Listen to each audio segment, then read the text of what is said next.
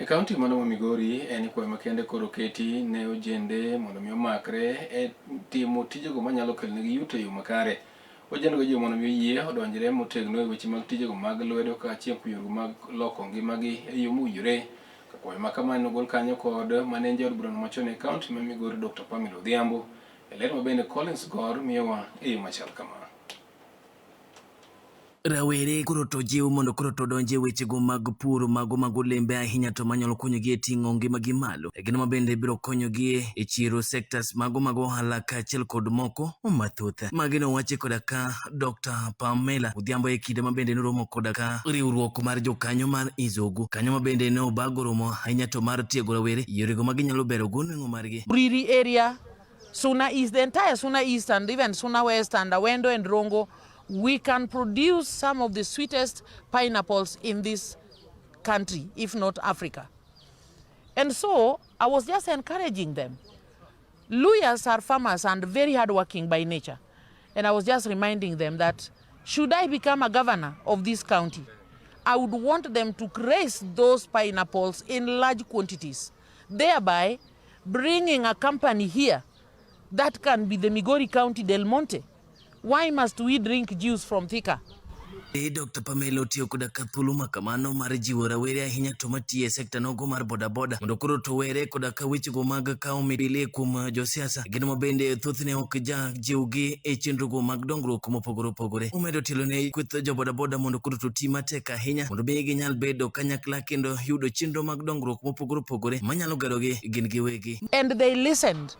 That time what was happening, people would hire the boda team and take them to funerals only to make noise. And I told them, guys, you are fathers of children. You are husbands of wives. Some of you have your mothers who are widows. And thereby, by extension, you have become their husband figure. How dare you do this kind of thing?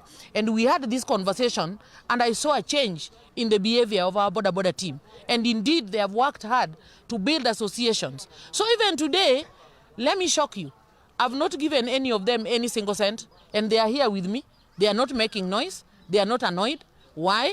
I only gave them something small as a member of the team to boost our kitty. Mabende nomed sir koda ka Calvin Sochieng mabende en jakanyo e riwruok mar Izogu. Bende nomedo tielo maliche mokalo ni rawere koro to nyaka beda kicha ahinya to mondo mi giti matek mondo mi ginyal bero nweng'o margi maka kod kacha. Bende nomedo tielo ni ponono ne ok osiko mana koda ka wechego mag mit bele to gibiro winjo mana dongruok mana ka gweno mawinjo aora.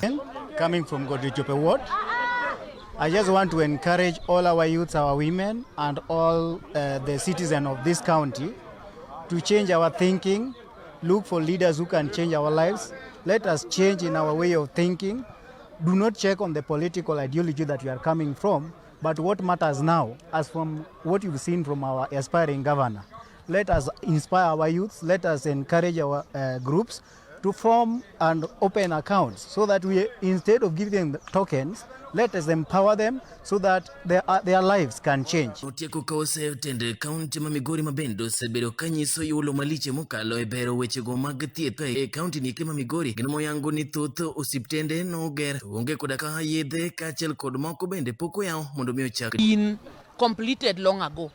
The role of the county government or the governor of Migori County should not be telling people stories of Sinakuru and all those things.